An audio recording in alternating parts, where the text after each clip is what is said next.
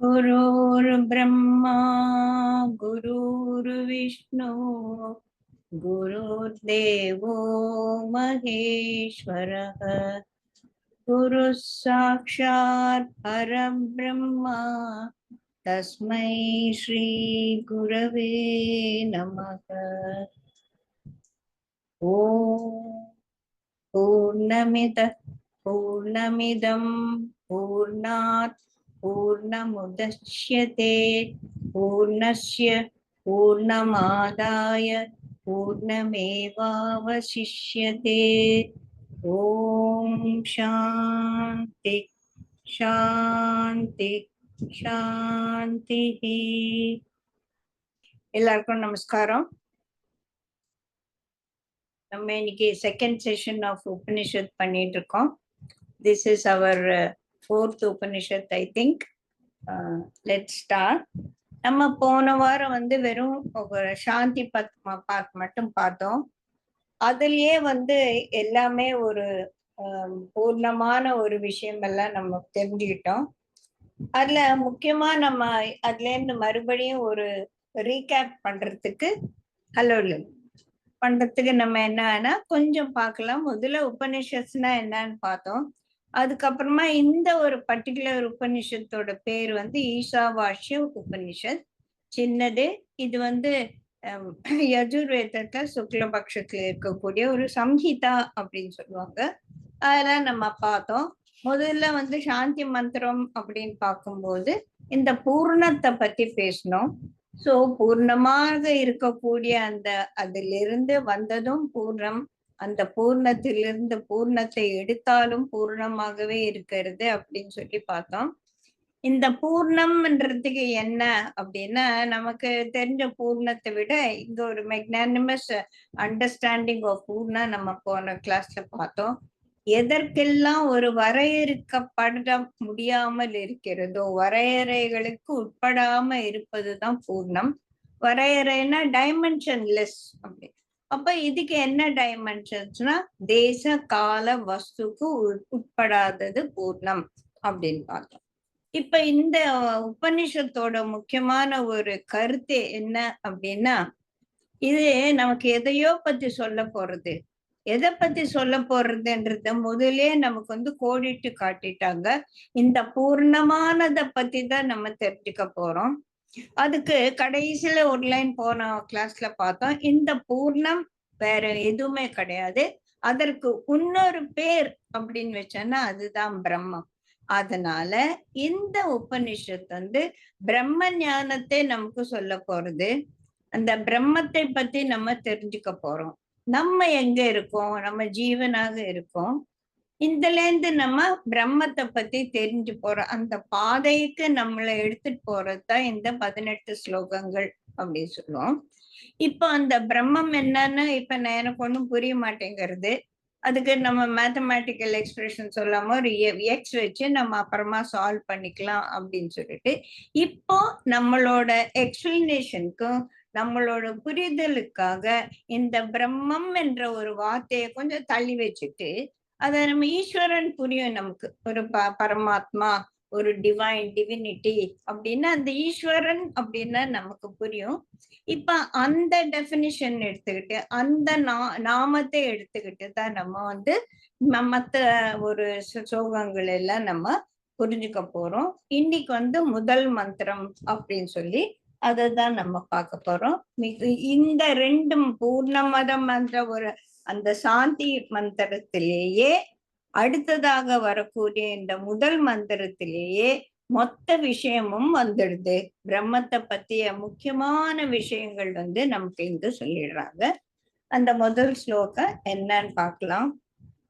ஓம் ஈஷாவாஸ்யமிதம் சர்வம் யத்கிஞ்ச ஜகத்யான் ஜகத் தேன த்யக்தேன புஞ்சீதாக மா ஹிருதஹ கஷ்யஸ்வித்தனம். இதுதான் முதல் ஒரு ஸ்லோகம். இத ஒவ்வொரு வார்த்தையும் அவ்வளோ ப்ரொஃபவுண்ட், அவ்வளோ ஒரு அர்த்தமுள்ளதாக இருக்கிறது. ஒவ்வொன்றும் நம்ம புரிஞ்சுக்கிறதுக்காக முயற்சி செய்யக்கூடியதாக இருக்கக்கூடிய ஒரு ஸ்லோகம். அது நம்மளால எவ்வளவு முடியுதோ அவ்வளவு பார்த்துக்கலாம். முதல் அத வந்து 4 எப்பவுமே சான்ஸ்கிரிட்ல இருக்கிறது முதல் சரணம், 2வது சரணம், 3வது சரணம், 4வது சரணம் அப்படின்னு சொல்லுவோம். இதுல அந்த முதல் சரணத்தை எடுத்துக்கலாம். ஈஷா வாஷ்யமிதம் சர்வம். இதுதான் முதல்ல வந்துருச்சு பாருங்க எல்லாமே. ஈஷா, ஈஷக அப்படின்னா ஈஸ்வரன். ஈஷா என்ற ஈஸ்வரனால். இதம் இந்த, இந்த அப்படின்னா எதையோ பத்தி சொல்ல போறாங்க. அந்த இந்த நம்ம அப்புறம் வரலாம். இந்த சர்வம் எல்லாமே ஈஷா வாஷ்யம், வாஷ்யம்னா வியாபிக்கப்பட்டிருக்கிறது. இவை எல்லாமே ஈஸ்வரனால் வியாபிக்கப்பட்டிருக்கிறது அப்படின்றதுதான் இந்த simple meaning for the first சரணம். ஈஷா வாஷ்யமிதம் சர்வம் எல்லாமே ஈஸ்வரனால் வியாபிக்கப்பட்டிருக்கிறது. ஓகே, இது எல்லாமே, இது அப்படின்னா என்ன அப்படின்னா அதற்கு அடுத்த பதம் வருது. அது அப்புறமா பார்க்கலாம். நம்ம முதல்ல இப்ப இந்த 2 வார்த்தையை வந்து நம்ம புரிஞ்சுக்கணும். ஒண்ணு முக்கியமானது வாஷ்யம். வாஷ்யம் அப்படின்னா ஈஷா வாஷ்ய, வாஸ் அப்படின்றது ஒரு ரூட் வேர்ட். இது வந்து நம்ம சொல்றோம் வஸ்திரம் அப்படி சொல்றோம்ல, இதுக்கு வஸ்திரம்னு பேரு. வஸ்திரம்னா என்ன? இந்த வஸ்திரம் என்ன பண்ணுது? என்ன கவர் பண்ணிட்டு இருக்கு, என்னை மூடிக்கொண்டிருக்கிறது. நான் என்னை மூடிக்கொள்ள உபயோகப்படுத்தக்கூடியதற்கு பேரு வஸ்திரம் அப்படின்னு சம்ஸ்கிருதத்துல சொல்றோம். இந்த வஸ்திரம் என்பது எதனால வரும்னா மூடுவதற்காக உபயோகப்படுத்தப்படும் ஒரு பொருள் வஸ்திரம். அப்போ இங்க வாஷ்யம் என்ற வேர்டு அந்த வஸ்திரம் என்ற வேர்ட்ல இருந்து வந்திருக்கு. இதோட லிட்ரல் மீனிங் வாஷ்யம்னா என்னன்னா இட் இஸ் பர்வேடிங், வியாபிக்க கூடியது, எல்லாவற்றையும் உள்ளடக்கியது, எல்லாவற்றையும் மூடக்கூடியது. அப்படி ஒண்ணு பெருசு, எல்லாத்தையும் மூடிட்டு இருக்கு. மூடினா மறைக்கிறதுக்காக. இப்ப வந்து நம்ம இந்த துணி போட்டுட்டு இருக்கிறது, வஸ்திரம் போட்டுட்டு இருக்கிறது, அது மறைப்பதற்காக தான் இல்ல அப்படின்னா அந்த மாதிரி ஒரு நாட் அ வெரி ஸ்மால் ஒரு அண்டர்ஸ்டாண்டிங் இல்ல.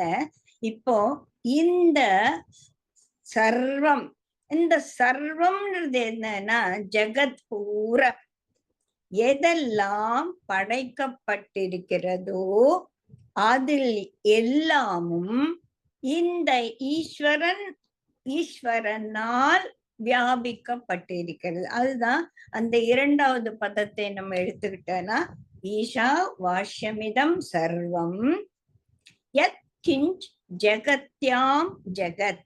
ஜெகத்னா இந்த உலகம், ஜெகத்யாம் அப்படின்னா படைக்கப்பட்ட எல்லாம். இந்த உலகம் மட்டும் இல்ல, பஞ்ச பூதங்களான இந்த பிரபஞ்சம் முழுவதும் அண்ட சராச்சரம் என்று சொல்லக்கூடிய எல்லாத்தையும், எதுவும் ஒரு பாக்கி இல்லாம, எதையும் தள்ளி வைக்காம, எதையும் இதுல இருந்து வெளியேற்றாம எல்லாவற்றையும் ஜெகத்யாம் ஜெகத், படைக்கப்பட்ட படைப்பில் படைக்கப்பட்ட எல்லாவற்றிலும் இது வியாபித்திருக்கிறது. இதம், இது எது? ஈஸ்வரன். அந்த ஈஸ்வரனால், ஈஸ்வரன் வியாபிச்சிருக்கான்னு கூட நம்ம சொல்ல முடியாது. இப்ப இந்த ரூம்ல வந்து இந்த அறையில வந்து நிறைய ஸ்பேஸ் இருக்கு. இந்த ஸ்பேஸ ஏர் வந்து வாயு தத்துவம் வியாபித்திருக்கிறது. ஆகாச தத்துவத்தில் வாயு தத்துவம் வியாபித்திருக்கிறது. அப்படின்னு சொன்னாலே உங்களுக்கு ஆகாச தத்துவம்னு ஒண்ணு, வியாபித்திருக்கக்கூடிய ஒரு வாயு தத்துவம்னு ஒண்ணு. அப்ப 2ஆ இருக்கு. இப்ப 2ஏ இல்ல, இருக்கிறது ஒரே ஒரு பிரம்மம் தான் அப்படின்ற ஒரு அண்டர்ஸ்டாண்டிங்க்கு நம்ம போறதுக்கு இந்த 2 என்பது வந்து தடையாகி இருக்கிறது. அதனால இந்த ஸ்பேஸ் தத்துவத்தில், இந்த ஆகாச தத்துவத்தில் காற்று வியாபித்திருப்பது போல அல்ல. எல்லாத்துல அதுக்கு நம்ம வேதாந்தத்துல எப்பவுமே எடுத்துக்கொள்ளக்கூடிய சில உதாரணங்கள் அதேதான் நம்மளும் எடுத்துக்கணும். எப்படி ஒரு மண்பாண்டம் அது மண்ணால் ஆனது, பொன்னகைகள் பொன்னால் ஆனது, இல்ல நமக்கு புரியாட்டன்னு ஒரு கட்டையை பார்த்தா பாம்புன்னு நினைச்சுக்கிறோம், விபரீதம். அந்த மாதிரி எல்லாம் சில உதாரணங்கள் வேதாந்தத்துல எல்லாராலையும் உபயோகப்படுத்த போறது. அதே தான் நம்ம எடுத்துக்கிறோம். இப்ப மண்ணால் ஆன ஒரு பானை, அதை எடுத்துக்கலாம், எல்லாருக்கும் தெரியும். இந்த பானையில மண்ணால் வியாபிக்கப்பட்டிருக்கிறது. இந்த பானை மண்ணால் வியாபிக்கப்பட்டிருக்கிறது. அப்போ மண் என்ன, பானை என்ன அப்படின்னா, பானைக்கு உபாதான காரணம் மண். இந்த பானை செய்வதற்காக நிமித்த காரணம் அந்த குயவன். இதை செய்யறதுக்கு ஒருத்தன் இருக்கான். இப்போ குயவன் வேற, மண்ணு வேற. இப்ப இந்த படைப்பில் படைக்கப்பட்டவனால் வியாபிக்கப்பட்டிருக்கிறது. அப்ப இந்த குயவன் பாண்டத்திலே வியாபிச்சிருக்கணும். அதனால இந்த ஒரு எக்ஸாம்பிள், இந்த ஒரு உதாரணத்தை கூட ஒரு லிமிட்டேஷன் இருக்கு. இதையும் தாண்டிதான் இந்த ஈஸ்வரனால் வியாபிக்கப்பட்ட இந்த ஜெகத். சோ எப்படி மண்பாண்டத்தில் மண்ணு வியாபித்திருக்கிறது அப்படின்னா, இது சிருஷ்டி, ஸ்திதி, லயம் மூன்றுக்கும் காரணமானது அந்த ஈஸ்வரன். இங்க இந்த பானையை எடுத்துக்கிட்டோம்னா, இந்த பானை என்ற ஒன்று உருவாகுவதற்கு இந்த மண் உபாதான காரணம். சோ மண்ணால் ஆக்கப்பட்டது. மண் பானையை சிருஷ்டித்தது. மண் இந்த பானையின் ஸ்திதிக்கு காரணமாக இருக்கிறது. இப்ப நான் போன வருஷம் வாங்கினேன். போன வருஷத்துல இருந்து அந்த பானை எங்க வீட்டுல இருக்கு. அந்த பானையின் இருப்புக்கு மண் தான் காரணம். சரியா? அப்போ சிருஷ்டி, ஸ்திதி. இந்த பானை உடைஞ்சிருச்சுன்னா என்ன ஆகும்? அது மண்ணாயிடுறது. சோ மண்ணால் ஆக்கப்பட்டு, மண்ணால் பாதுகாக்கப்பட்டு, மண்ணில் லயமாகுவது இந்த பானை. அதுபோல இந்த ஜெகத், இந்த படைப்பு படைத்தவனால் படைக்கப்பட்டு, படைத்தவனால் பாதுகாக்கப்பட்டு, படைத்தவனில் லயமாகிறது. அந்த மாதிரி ஒரு வியாபகம். நான் படைக்கும் போதும் வியாபகம், அது பாதுகாக்கப்படும் போதும் அதே வியாபகம் தான், அது லயமாகும் போதும் அதே வியாபகம் தான்.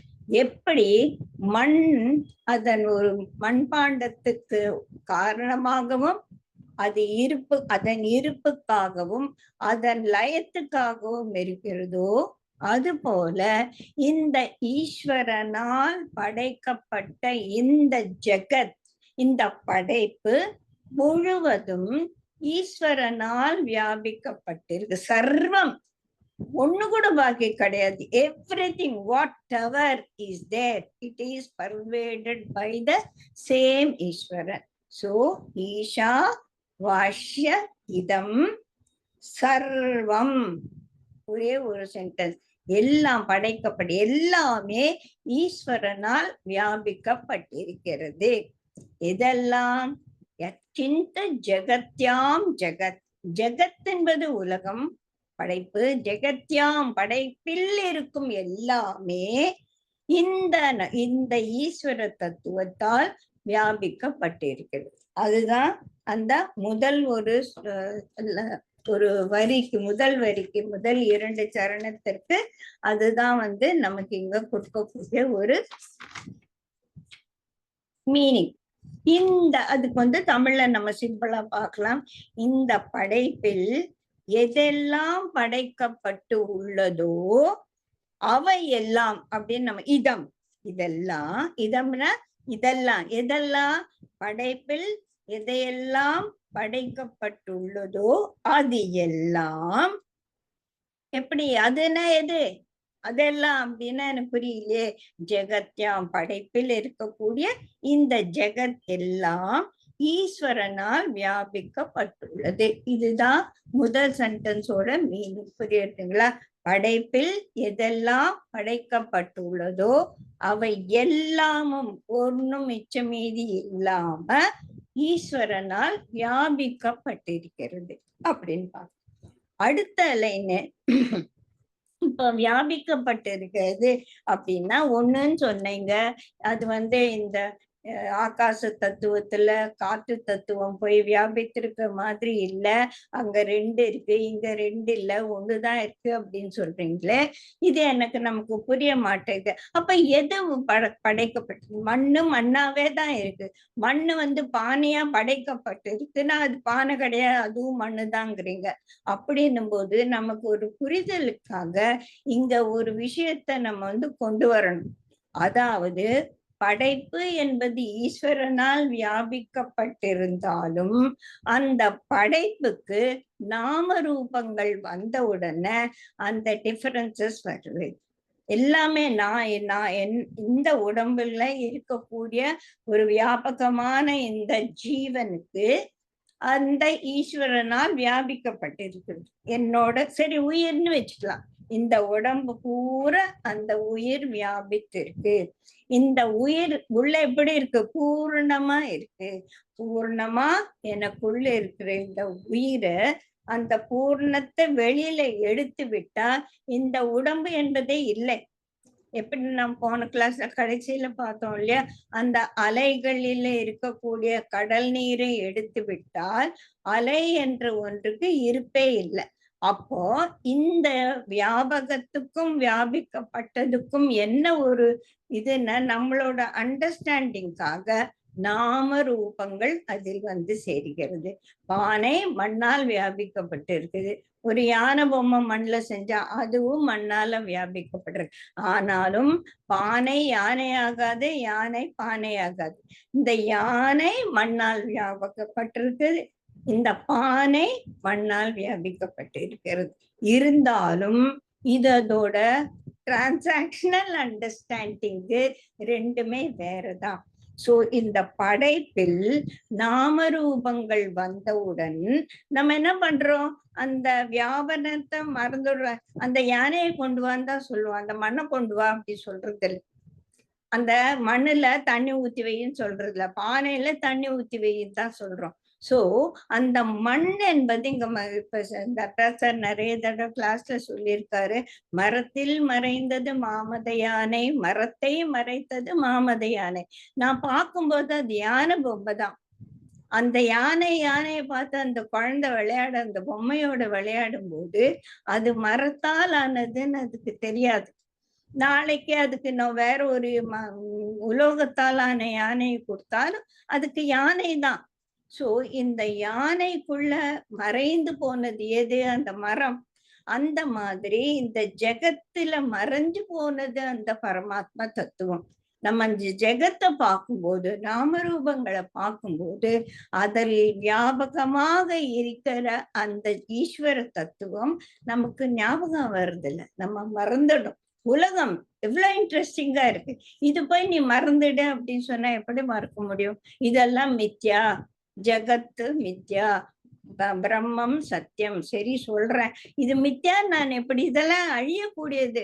நான் இருக்கேன், எவ்வளவு நாளா இருக்கேன், என் வீடு ஒண்ணு அழிஞ்சு போலியே, நான் ஒண்ணு அழிஞ்சு போலியே அப்படின்னு தான் நம்மளோட மனது அத புரிஞ்சுக்கமே ஒழிய அதற்கு பின்னால அதுக்குள்ள வியாபகமாக இருக்கிற அந்த ஈஸ்வர தத்துவத்தில் மனம் லயிப்பது இல்லை.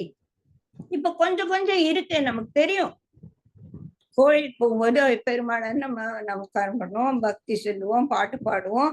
அந்த கோயில் விட்டு வெளியில வந்தோம்னா, ஐயோ நான் கார் நிறுத்தினேன், அது எங்க போச்சு, அந்த எப்படிதான் அந்த காரை அங்கேருந்து எடுக்கிறது அப்படின்னு மனசு இந்த விவகாரத்துல மாட்டிக்கிறது. புரியுதுங்களா? அது தடுக்க முடியாதது. அதற்கும் இரண்டாவது ஒரு லைன்ல ஒரு ஆன்சர் கொடுக்குறாங்க. அது என்னன்னு பார்க்கலாம். இரண்டாவது லைன்ல என்ன சொல்லுது அப்படின்னா, தேன தியக்தேன புஞ்சிதாக மா கிருதக கஸ்ய சிப்பனம். இங்க என்ன சொல்றாங்கன்னா, ஆமா இது உலகம் அழியக்கூடியதுதான், அது மித்யாதான் அப்படின்னு நான் எப்படி புரிஞ்சுக்கிறது? நீ இந்த உலகத்தை மறந்துடு. எப்படியா மறக்கிறது? சரி அதை மூடி வச்சுடு, அதுதான் ஈஷா வாஷ்யம் தானே. அதை மூடி வச்சுட்டு, மூடி வச்சா மட்டும் நான் மறந்துடுவேனா? Supposing I got some jewellery எல்லாம், நான் நகை எல்லாம் நிறைய வாங்குறேன், ஏதோ பக்கத்து வீட்டுக்காரங்க வராங்க, ஐயோ அவங்க இதெல்லாம் பார்த்துட்டானா கண்ணு பட்டுறோன்னு நான் மூடி வைக்கிறேன், ஷெல்ஃப்ல எடுத்து வைக்கிறேன், அவங்க கிட்ட பேசுறேன், அவங்களுக்கு காஃபி கொடுக்குறேன். இருந்தாலும் என் மனசு வந்து நான் வந்து நகையெல்லாம் உள்ள வச்சிருக்கேன், அது மறக்க மாட்டேங்கிறது. எப்ப நான் அதை மறப்பேன்? எனக்கு இந்த நகையை விட இன்னும் என் மனசுக்கு நெருக்கமான ஒரு விஷயம் வரும்போதுதான் இந்த நகையை ஷெல்ஃப்ல வச்சிருக்கு. சடால சப்போஸிங் நான் எதிரே பார்க்காம லண்டன்ல இருந்து பொண்ணு வந்து இறங்குனா என் இந்த நகை எனக்கு மறந்து போயிடும். ஹை சுவா அப்படின்னு சொல்லிட்டு நமக்கு இந்த நகையை நம்ம மறக்கக்கூடிய ஒரு நிலைமை நமக்கு அப்ப வரும். அப்போ இந்த உலகத்தை நீ மறந்துடு அப்படின்னா, அப்ப இதை விட உன்னதமானது நீ என்னை காட்டு, நான் மறந்துடுறேன். உன்னதமானது என் மனக்குள்ள ஏறி இதை நான் மறக்கணும். அங்கதான் நம்ம இந்த 2 விதமான ஒரு மார்க்கங்கள் இருக்கு, பிரவர்த்தி மார்க்கம், நிவர்த்தி மார்க்கம். இப்ப இந்த பிரேயஸ் ஸ்ரேயஸ் அப்படின்னு சொல்றாங்க. உலகத்துல இருக்கவங்களுக்கு எல்லாருக்குமே சந்தோஷமாக வாழ்வதற்காக இந்த அர்த்தாத்தி நம்ம எல்லாம் பார்த்திருக்கோம் இல்லையா? சோ நிறைய நம்ம சம்பாதிக்கணும், நிறைய விஷயங்கள் நம்ம வந்து சேர்த்து வச்சுக்கணும், அப்பதான் நம்ம சௌகரியமா வாழ முடியும். ஒரு வீடு கட்டாயம் வேணும், எனக்கு சாப்பாடு வேணும், இதற்காக எல்லாம் நான் வந்து சம்பாதிக்கணும், அதெல்லாம் நான் சேர்த்து வைக்கணும் அப்படின்னும் போது இதுல இந்த வாழ்க்கை நல்லாதானே இருக்கு. இது ஏன் இந்த உலகத்தை மறந்துடு, இதெல்லாம் நியாயம், இதெல்லாம் மறந்து போகும், இதெல்லாம் மிச்சம் ஏன் சொல்ற, பேசாமறேன் அப்படின்னா, இந்த இந்த ஒரு நிலையை தாண்டி, இந்த பிரேயஸை தாண்டி, உலக விவரக்காரங்களை தாண்டி சிலரால உன்னொன்னு உன்னதமானது இருக்கு அப்படின்னு யோசிக்கவே முடியாதவங்களுக்கு முதலே சொல்லிட்டோம், இந்த ஈஷாவாசிய உபநிஷத்து அவங்களுக்கு சொல்லாத, அவங்களுக்கு இந்த இதெல்லாம் சொல்லி அவங்களுக்கு மண்டையில ஏறாது, அவங்கள நீ கன்ஃபியூஸ் பண்ணாத அப்படின்னு முதலே சொல்லிடுறாங்க. அப்போ இத பதிக்கக்கூடிய, இதை புரிஞ்சு கொள்ளக்கூடிய இத வந்து கேட்கக்கூடிய தகுதி யாரு இருக்குன்னா, என்னடா உலகம் இது, எவ்வளவு சம்பாரிச்சு என்ன பண்ணாலும் ஒரு நிம்மதியே இல்லை அப்படின்ட்டு நம்ம பகவத்கீதையில 2வது அத்தியாயத்துல திருப்பி கேட்டு பாருங்க. அந்த கார்பண்ய தோஷம் அப்படின்னு அந்த அர்ஜுனனுக்கு வரும்போதுதான் அவன் போய் அவ்வளவு மட்டும் முதல் அத்தியாயம் ஃபுல்லு வந்து நான் எப்படி எங்க தாத்தாவை கொள்வேன், எங்க குருதேவர் முன்னால் நான் எப்படி வில்லேந்துவேன் அப்படின்னு பெரிய மித்யாவை நான் வந்து பேசிட்டு இருந்தேன் இல்லையா? அப்ப கிருஷ்ணரசன் நீ என்ன பேசிட்டு இருக்க நீ அப்படின்னும் போது, அப்பதான் என்னடா இது அப்படின்ற ஒரு நிலை வரும்போது, அந்த கையறு நிலை அப்படின்னு சொல்லுவோம் இல்லையா, அது வரும்போதுதான் அதுக்குதான் கார்பண்ய தோஷம் அப்படின்னு அப்ப போய் காலை விடுறான். எனக்கு புரியவே இல்லை கிருஷ்ணா, இது என்னன்னே தெரியல, நான் ரொம்ப குழம்பி போயிருக்கேன் அப்படின்னும் போதுதான் கிருஷ்ணருக்கு தெரியறது, இவன் மனசு இப்பதான் வந்து நான் சொல்றத கேட்கக்கூடிய ஒரு நிலைக்கு வந்திருக்கு, இப்பதான் இவனை பிடிச்சு சொல்லணும் அப்படின்னு. அந்த மாதிரி யாரெல்லாம் இந்த உலகத்துல இந்த வாழ்க்கையில என்னடா இருக்கு, இதுல இருந்து எனக்கு என்ன சந்தோஷமே வரலையே, எப்பவுமே நான் நிம்மதியா இருக்க முடியலையே, இதுக்கு என்ன வழின்னு கேட்கிறவனுக்கு தான் கூட்டிட்டு வந்து இந்த விஷயம் எல்லாம் நம்ம சொல்லணும். இல்லைன்னா எல்லாருக்கும் சொன்னா வந்து அவன் குழம்பு எடப்பாயா ஜெய்சி என்ன ராத்திரி வேலையில கொண்டு உளறிட்டு இருக்க அப்படின்னு தான் நமக்கு சொல்லுவான். சரியா? இப்போ இந்த ஈஷா வாஷமிதம் சர்வம் யக்கிஞ்ச ஜெகத்யான் ஜெகா, இந்த உலகம் படைப்பு பூரா இந்த ஈஸ்வர தத்துவனால் வியாபிக்கப்பட்டிருக்கு. சரி வச்சுக்கோ, இப்ப என்ன பண்ண சொல்ற அப்படின்னா, இந்த உலகத்தை மறைப்பதற்காக, மறந்து போவதற்காக, இதிலிருந்து நீ தப்பித்துக் கொள்வதற்காக, இதிலிருந்து நீ இந்த சம்சாரத்துல நீ விடுதலை அடைவதற்காக இந்த ஒரு விஷயத்தை ஞாபகம் வச்சுக்கோ. என்ன பண்ணும்? இதை தியாகித்து விடு, இந்த உலகத்தை தியாகித்து விடு, ஜஸ்ட் டிராப் இட், தியாகம் பண்ணிடு, தேனை இதை அவன் சொன்னானே இவ்வளவு நேரம், அத நீ தியாகித்து விடு. ஏன்? அந்த மாதிரி பண்ணிட்டேன்னா முஞ்சிதாக நீ சந்தோஷமா இருப்ப, ஆனந்தமா இருப்ப. இந்த முஞ்சிதாக அப்படின்ற புஞ்சுங்கிறதுக்கு 2 மீனிங். ஒண்ணு வந்து ஆனந்தம், இன்னொன்னு வந்து சேவிங் அவர் செல்ஸ். இப்ப இந்த சம்சார பிரச்சனையில இருந்து நீ உன்னை காப்பாத்திக்கணும்னா, நீ உன்னை அதுல இருந்து விடுதலை செஞ்சுக்கணும்னா தான் நீ சந்தோஷமா இருப்ப. சரியா? அந்த விடுதலை எப்படி நான் அதுல இருந்து விடுபடுறது அப்படின்னா, இது உன்னது அல்ல. 4வது என்ன சொல்றது? மா கிருதக, நீ இந்த do not commit, do not have a intention of acquiring this world. இதெல்லாம் நான் சம்பாதிக்கணும், இதெல்லாம் என்னது அப்படின்ற ஒரு எண்ணத்தை முதல்ல விடு. எதுவுமே ஒன்று இல்ல. ஐயோ என்னடா இது, இந்த வீடு எந்துதான், இந்த குழந்தைங்க எல்லாம் என் குழந்தைங்க தான் அப்படின்னா கிடையாதுங்கிறாரு இந்த உபனிஷத். எதுவுமே ஒன்று இல்லை, எல்லாமே அவனுடையது, அந்த படைக்கப்பட்டவனுடையதுதான் இது எல்லாமே, ஒன்று எதுவுமே கிடையாது. அப்படி இருக்கும்போது அப்படின்ற ஒரு எண்ணத்தை, இந்த ஞானத்தை கையில நல்லா புடிச்சிட்டு, எப்படி நம்ம ஏணியில ஏறும்போது இந்த கையில புடிச்சிட்டு ஏறுவோம் இல்லையா, அந்த மாதிரி இந்த ஞானத்தை இந்த கையில புடிச்சுக்கோ. அப்பதான் இந்த உலகத்தை தியாகிக்க கூடிய ஒரு மனோநிலை உனக்கு வரும் அப்படிங்கிறார். புரியுதா? ஏன் தியாகம் பண்ணணும்? வேண்டாம், நல்ல ஜாலியா சூப்பரா உட்காந்துரு, ஒன்னும் பிரச்சனையே கிடையாது. ஆனா இந்த ஒரு சம்சாரம் என்ன குத்துதே கொடையுதேன்னு என்கிட்ட சொல்லாதேங்கிறாரு உபநிஷத்து எடுக்கக்கூடிய.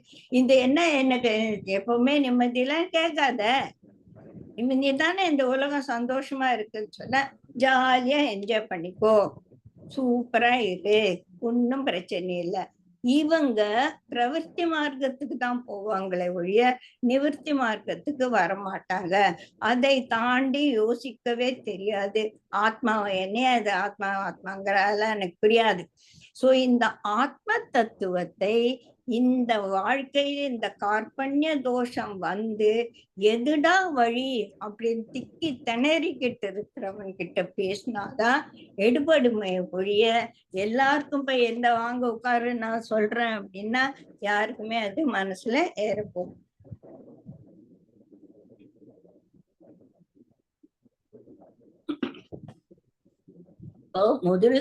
முதல் லைன் என்ன சொல்லி இருக்கு? ஈஷா பாஷ்யம் இதம் சர்வம், எல்லாமே ஈஸ்வரனால் வியாபிக்கப்பட்டிருக்கு. இதெல்லாம் படைப்பில் படைக்கப்பட்டது,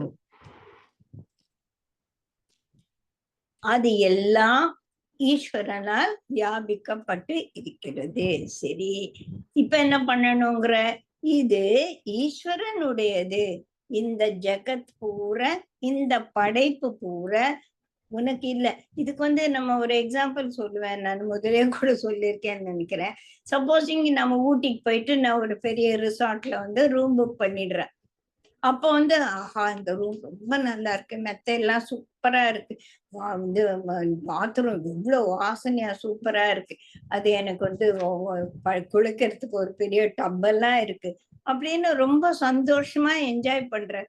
நான் திருப்பி வரும்போது எதை எடுத்துன்னு வருவேன்? நான் எடுத்துட்டு போன ஒரு பெட்டியில என் துணி, அதை மட்டும்தான் நான் கொண்டு வர முடியுமே தவிர, அந்த பெட்டு நல்லா இருந்தது 4 நாள் என்ஜாய் பண்ணலாம், விட்டுட்டு வர வேண்டியதுதான்.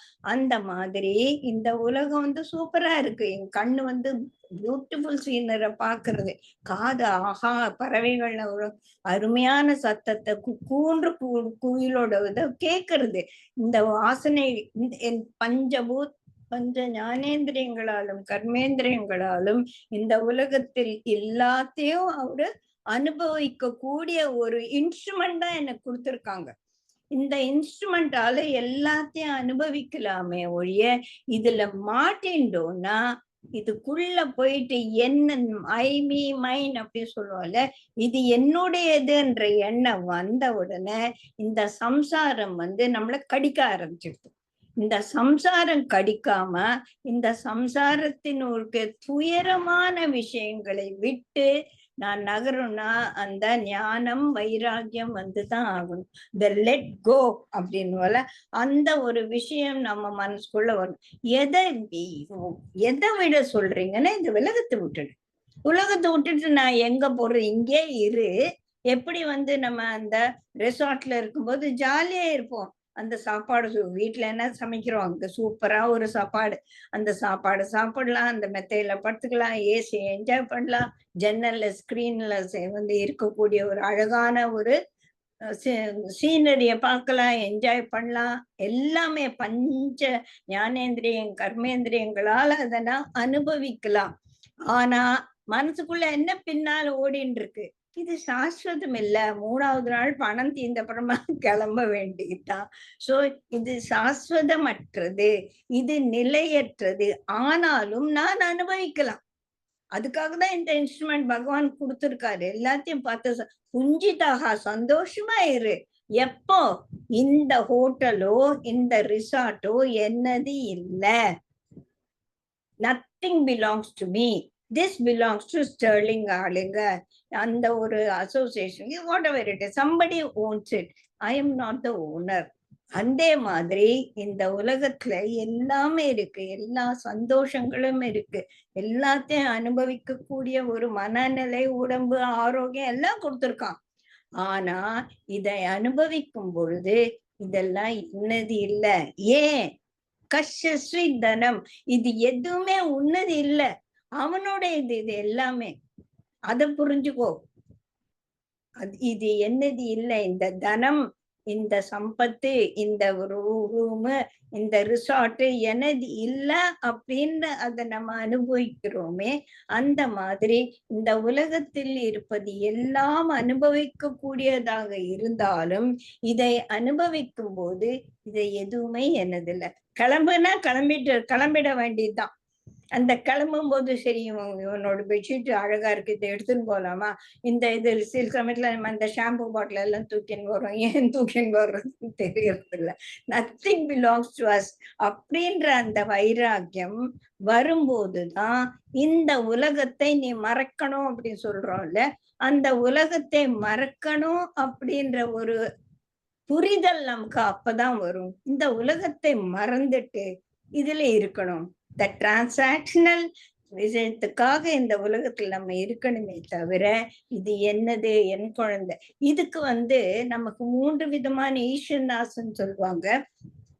இது என்னன்னா, இந்த புத்திரேஷனா, வித்தேஷனா அண்ட் ஆல்சோ லோகேஷனா அப்படின்னு. ஐஷனாஸ்னா ஆசைகள், ராகத்வேஷத்தோட கூடிய ஒரு அட்டாச்மெண்ட் அப்படின்னு நம்ம ஈஸியா டிரான்ஸ்லேட் பண்ணிக்கலாம்.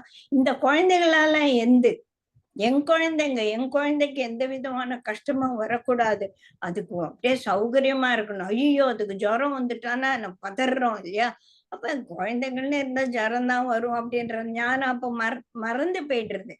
ஆனா அந்த ஞானம் இட்ஸ் ஓகே வந்துடுச்சு. நம்ம இதுக்காக சார் சொல்ற மாதிரி you have to be reactive, not reactive, but you have to be proactive. இந்த நிமிஷத்துல நம்ம என்ன செய்யணும் அப்படின்ற ஒரு மனோநிலைக்கு வர்றதுக்கு இந்த ஞான nothing belongs to me, I to not own anything, என்னது என்பது எதுவுமே இல்லை என்ற ஒரு வைராகியம் வரும்போதுதான் இந்த என் குழந்தை, என் வீடு அப்படி இந்த புத்திரேஷனால இருந்து நம்மளால விடுதலை அடைய முடியும். அது வித்தேஷம்னா சொத்து. ஐயோ இவ்வளவு பணம், இதெல்லாம் என்ன பக்கத்து வீட்டுக்காரனுக்கு என்னை விட ஜாஸ்தியா இருக்கேன், அதே அவ்வளவு நானும் சம்பாதிக்கணும் அப்படின்னும் போது இந்த சம்சாரம் என்ற சிக்கலுக்குள்ள நம்ம மாட்டிக்கிட்டு அதுல இருந்து நம்ம விடுதலை அடையவே முடியாம திருப்பி திருப்பி திருப்பி கமிட் கர்மா. அப்ப கர்மாவை சேர்த்துக்கிறோம், கர்மாவை தொலைக்கிறோம், அப்புறம் நம்ம புதுசா ஒரு கர்மாவை சேர்த்துக்கிறோம். இந்த விஷய சைக்கிள் சம்சாரம் என்பது அதுல இருந்து நம்மளால வெளியில கேட்டபல்ட் ஆகி இந்த இதுல இருந்து அந்த வேகத்தை, ஒரு எனர்ஜி ஒரு வேகம் அது டபால்னு அது எஸ்கேப் வெலாசிட்டின்னு சொல்லுவோம்ல, அதுல போறதுக்கு நமக்கு இந்த பிடிப்பு, இந்த அட்டாச்மெண்ட், இதெல்லாம் என்னது, ஐயோ என்னிடம், என் வீடு, என் சொத்து, என் சௌகரியம் அப்படின்றதெல்லாம் விட்டுட்டு எப்படி ரிசார்ட்டுக்கு போனா நம்ம சந்தோஷமா இருப்போம், with the idea nothing belongs to me அப்படின்ற ஒரு இதுலக்குள்ள நம்ம இருக்கும்போதுதான் இந்த உலகத்தை மறந்துடு அப்படின்னு சொல்றாங்க இல்லையா? அந்த ரெண்டாத்தேன தியக்தேன புஞ்சிதாக. இத நீ விட்டாதான் நீ சந்தோஷமா இருக்க முடியும். இத நீ விட்டாதான் இந்த சம்சார பிராபலத்திலிருந்து நீ உன்னை காப்பாத்திக்க முடியும்ன்றதுதான் அந்த 3வது சரணம். தேன தியக்தேன புஞ்சிதாக. நீ சந்தோஷமா இருக்கணுமா, இத தூக்கி போடு, இதையெல்லாம் மறந்துடு, இதெல்லாம் நத்திங் பிலாங்ஸ் டு மீ அப்படின்றத நம்ம எஸ்டாப்ளிஷ்டா இருக்கணும். ஏன் இதுல எஸ்டாப்ளிஷா இருக்கணும்? ஏன் நான் இந்த உலகத்தை மறக்கணும்னா அது உன்னது இல்ல, அது உன்னதே கிடையாது. அப்படி இருக்கும்போது நீ ஏன் என்னது என்னது என்னதுன்னு சொல்ற? எப்பவுமே சொல்லுவல, ஐயோ அது எப்படி சொல்ல முடியும், என் குழந்தைங்களாம் என் குழந்தைங்க தானே எல்லாம், நீ எப்படி சொல்ல முடியும் அப்படின்னா, இப்போ ஒரு பழமொழி, they have come through you not to you அப்படின்னு ஒரு சொல்லுவது இருக்கு இல்லையா? அந்த குழந்தைங்கள் தன்னோட கர்மத்தை கழிப்பதற்காக என் மூலியமாக இந்த உலகத்துக்கு வந்திருக்கின்ற இந்த ஞானம் வரும்போது என் குழந்தைங்க அப்படின்னு சொல்ல மாட்டேன். இப்ப கூட ஒரு சீரியல்ல, ரொம்ப அழகான ஒரு சீரியல் பார்த்தா கூட சில விஷயங்கள் அதுல ஒரு அம்மா என் பையன்லாம் நம்ம கிட்ட தான் இருக்கணும், அவங்களாம் தனியா போக கூடாதுன்னு ஆர்கியூ பண்ணுவாங்க. அப்ப அவளோட மருமக சொல்ற, அது தப்பு, நம்ம குழந்தைங்களை நம்மளோட இழுத்து வச்சுக்க முடியாது, அவங்க என்ன அவங்களோட வாழ்க்கைய அவங்க வாழட்டும், ஆனா அதுங்கள என் குழந்தைங்க தான், I have love for them, அவங்க மேல எனக்கு அன்பும் பாசமும் இருக்கு, ஆனா அதை என் குழந்தைன்னு நான் இழுத்து பிடிக்க மாட்டேன் அப்படின்னு அந்த ஒரு வைராக்கியம். Yes, it is mine but not belongs to me அப்படின்ற ஒரு வரும்போது இந்த 3 ஏஷனா திரேஷனா அப்படின்னு சொல்லக்கூடிய இந்த விடுப்பு, இந்த ஒரு அட்டாச்மெண்ட்ல இருந்து நம்ம வெளியில வரணும். ஏன் வரணும்? They are not yours, it is not yours, அது உன்னது கிடையாது. அது யார் அப்படின்னா அது அவனது, படைக்கப்பட்டவனுடையது, அது என்னது இல்ல அப்படின்ற ஒரு வைராக்கியம் வரும்போதுதான் இந்த லெட் கோ என்ற ஒரு ஆட்டிடியூடே நமக்குள்ள வரும். அது வராத மட்டும் நம்மளால இந்த உலகத்துல இந்த ஒரு சம்சாரத்திலிருந்து நம்மளால நம்மளை விடுவித்து கொள்ளவே முடியாது. பல இந்த இடியாப்பச்சிக்கல் மாதிரி உள்ள மாட்டிட்டு அந்த நூலை பிரிச்சு ஒன்னிட்டு பண்றேன்னா இது முடியறதே கிடையாது. இந்த சம்சார சாகரத்திலிருந்து நம்ம நீந்தி வெளியில வரணும் அப்படின்னா இந்த ஒரு ஆட்டிடியூட், இது everything belongs to him, whatever, எதெல்லாம் படைக்கப்பட்டதோ அது அவனால வியாபிக்கப்பட்டிருக்கிறது, அவன் தான் இதுக்கு. அது யார் அந்த அவன்? அவன் தான் ஈஸ்வரன். அது பிரம்மபடி அப்படின்றதுக்கு அப்புறமா வரலாம். இப்ப ஈஸ்வரன் படைக்கப்பட்ட படைப்புகளுக்கும் படைத்தவனுக்கும் என்ன வித்தியாசம் அப்படின்னா, இந்த படைப்பு என்று வந்தவுடனே நாம ரூபங்கள் வரும்போது அது நானும் நீயும் எல்லாமே ஒரே எனர்ஜி தான், நீ தான் நானு நான் தான் நீனு அப்படின்னு இருந்தாலும் அந்த டிரான்சாக்ஷனல் ஒரு இதுக்காக நீ வேறு நான் வேறுதான். ஆனா எந்த இடத்துல வேறு எந்த இடத்துல ஒண்ணு அப்படின்றது நமக்கு நல்லா புரியணும்னா இது எல்லாமே அவனுடையது, எவ்ரிதிங் பிலாங்ஸ் டு ஹிம் அப்படின்னு சொல்ல. சோ இதுல 4 சரணமா நம்ம பிரிச்சு வச்சிருக்கோம். ஓம் எனிவே ஈஷா வாஷ்யமிதம் சர்வம், எல்லாமே அவனால் வியாபிக்கப்பட்டு ஈஸ்வரனால். சொன்னல ஈஷக என்றால் ஈஸ்வரன், ஈஷா அப்படின்னா ஈஸ்வரனால் வியாபிக்கப்பட்டிருக்கிறது. எதெல்லாம் கின் ஜெகத்யான் ஜெகத், வித்தியாசமே இல்ல, விதவுட் எனி எக்ஸ்க்ளூஷன், எவ்ரிதிங், படைக்கப்பட்டது எல்லாமே அவனால் வியாபிக்கப்பட்டிருக்கிறது. என்ன பண்ணுங்கிற இத ஞாபகம் வச்சுக்கோ, இந்த உலகத்தை மறந்துடு, ஏன்னா இந்த உலகம் என்பது உன்னை இந்த சம்சார சாகரத்துல இழுத்து கட்டி வச்சிடும். அதனால இதை நீ தியாகம் பண்ணிடு, இதை நீ தூக்கி போட்டுடு. தூக்கி போட்டு எங்க இருக்கிறது? இங்க இரு, ஆனா இதெல்லாம் என்னதுன்ற ஒரு ஆட்டிடியூட்ல இருக்காத. அப்படின்னா எவ்ரிதிங் பிலாங்ஸ் டு ஹிம், இது எல்லாமே எதுவுமே கிடையாது அப்படின்ற மனோ வைராகியத்துல. அதுதான் நாளம்மா கிருத, இதெல்லாம் ஆசைப்படாது, இது வேணும் அது வேணும், கோவெட்டிங் அப்படின்னு சொல்லுவாங்க இல்லையா, அந்த ஆசையை விட்டுடு. ஆசையை விட்டாலே உனக்கு வந்து desire is root cause of misery அப்பவே சொல்லியாச்சு.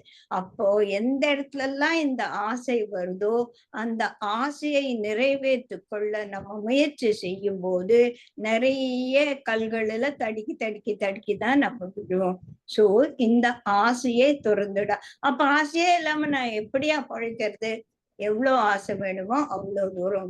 குருஜி சொல்லுவார் இல்லையா, இந்த ஈகோ இல்லாம நான் எப்படி இருக்க முடியும்? அந்த ஈகோவை சின்னதா வச்சு ஒரு பாக்கெட்ல வச்சுக்கோ. ஆசை எவ்வளவு வேணுமோ அவ்வளவுதான், அதுக்கு மேல ஆசைப்படாத. உனக்காக வந்தது உனக்காக என்றைக்குமே உனக்கு கையில வந்து சேரும். உன் கையில வராதது உண்டில்ல அப்படின்னு சொல்லிட்டு குருஜி சொல்வார் இல்லையா. இப்ப நிறைய பணம் நான் சம்பாதிச்சேன். இப்ப இந்த சினிமால காட்டுற மாதிரி ஒரு பெரிய ட்ரக் நிறைய 2000 ரூபாய் நோட்டு கட்டுக்கட்டா டப்பாவா இருக்கு, அதை பூட்டி வச்சுட்டு இருக்கான். ஓகே, என்கிட்ட ஒரு ஒரு 2000 ரூபாய் நோட்டு கூட கிடையாது. சோ எனக்கு எவ்வளவு இல்லாதது எனக்கு எப்படி பிரயோஜனம் இல்லாம இருக்கோ, அவன்கிட்ட இருந்தாலும் அது பிரயோஜனம் இல்லாம தானே அதை பூட்டி தானே வச்சுட்டு இருக்கான். பகவத்கீதையில சொல்லுவாங்களே, எதற்கு ஒரு நாள் இருப்பு இல்லாமல் போகிறதோ இன்று அது இருந்தாலும் இருப்பு இல்லாதது அப்படின்னு இந்த எக்ஸாம்பிள் நான் சொல்லியிருக்கேன், ஞாபகம் இருக்குன்னு நினைக்கிறேன். சோ எது இருப்பு இல்லையோ நாளைக்கு இது இல்லாம போகும்னா இன்னைக்கு அது இருந்த என்ன பிரயோஜனம்? நானே சொல்லியிருக்கேன் இல்லையா, அந்த ஒரு ரிவர் வந்து காஞ்சு போச்சு. இந்த ரிவர் பெட்ல அடியில கொஞ்சம் தண்ணி இருக்கும். ஒரு விவசாயி என்ன பண்றான், இந்த காஞ்ச நல்லா இருக்கேன், நான் இதுல வந்து ஒரு போகம் நெல்லு விளைவிக்கிறேன் அப்படின்னு நெல்லு போட்டு அது வரும்போது மழை வந்துடுது. அப்போ அது போயிடுச்சு, எல்லா நெல்லும் அடிச்சுன்னு போயிடுது. ஏன்? இது இந்த ஆற்று மணல் தண்ணீர் வெள்ளம் வரும்போது இல்லாம போகும். ஆனா இன்னைக்கு ஆற்றுல வெள்ளம் இல்லைன்றதுக்காக அந்த நிலம் உன்னோட விவசாயத்துக்கு உபயோகப்பட கிருஷ்ணர் எக்ஸாம்பிள சொல்லியிருக்காரு இல்லையா. எதற்கு ஒரு நாள் இருப்பு இல்லாமல் போகுமோ அதனுடைய இன்றைய இருப்பு மித்யா, அது இருப்பது போல் இருக்கிறதே தவிர அது இல்லாம போகும். அதுதான் இன்னைக்கு நம்ம படிக்கக்கூடிய ஒரு பெரிய இது. எது இல்லை, எந்த இல்லை ஒரு நாள். இப்ப நான் திடீர்னு செத்து போயிட்டேன்னா இந்த சாமான எல்லாம் என்ன பண்ணுவாங்க, என்னவோ பண்ணின்னு போட்டோம், அத பத்தி எனக்கு எண்ணமே இல்லை. நான் போயிட்டேன், கிளம்பிட்டேன். சோ இந்த சேர் என்ன ஆகும், இந்த டிவி என்ன ஆகும், என்னோட புடவையெல்லாம் என்ன ஆகும் அப்படின்னு என்னவோ ஆயின் போறது இல்லையா. சோ அந்த மாதிரி ஒரு லெட் கோ ஆட்டிடியூட் வரலன்னா நம்மளால இந்த சம்சாரத்துல இருந்து விடுபடவே முடியாது. ஒரு தடவை மொத்த ஸ்லோகத்தையும் பார்த்துடலாம். இந்த படைப்பில் எதெல்லாம் படைக்கப்பட்டுள்ளதோ அவை எல்லாமே ஈஸ்வரனால் வியாபிக்கப்பட்டிருக்கிறது. அடுத்தது, அப்ப என்ன பண்ணணும், இந்த உலகத்தை நீ தியாகம் பண்ணிடு. ஏன் தியாகம் பண்ணணும்? நீ சந்தோஷமா இருக்கணும்னா நீ தியாகம் பண்ணிதான் ஆகணும். தேன தியக்தேன, அப்பதான் புஞ்சிதாக நீ சந்தோஷமா இருப்ப. ஏயா இது தியாகம் பண்ணும்? Because nothing belongs to you. இது எல்லாமே அவனுடையது. மகாகிருதக, இது மேல நீ ஆசைப்படாது. ஏன் அப்படின்னா கஷ்ய ஸ்ரீதனம், இது ஸ்வதனம் இல்ல, ஸ்ரீதனம், உன்னோட சொத்து எதுவுமே கிடையாது அப்படின்னு இந்த 4 சரணமா நம்ம பிரிச்சு அதை என்ன பண்ணணும் அப்படின்னா, நம்ம எப்பவுமே ஒரு நல்ல விஷயம் கேட்டானா ஸ்ரவணா மனனா நிதித்தியாசன் சொல்லுவோம் இல்லையா. இந்த ஓம் ஈஷா வாஷ்யமிதம் அப்படின்றது ஞானம்.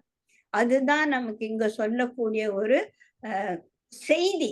இந்த செய்திய ஸ்ரவணம் நல்லா கேட்டு புரிஞ்சுக்கோ.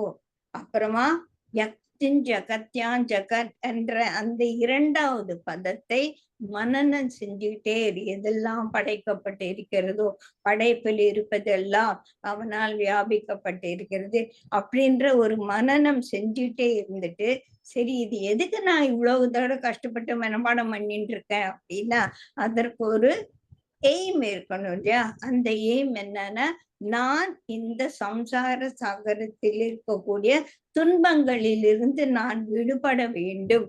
அப்படின்னா நீ இதை தியாகிச்சுதான் ஆகணும். இத நான் வந்து I have to contemplate it. எப்படி தியாகம் பண்றது, எப்படி இதை விடுறது, என்ன பண்ணா இது நம்மளை விட்டு போகும் அப்படின்னு யூ கீப் கான்டெம்ப்ளேட்டிங்.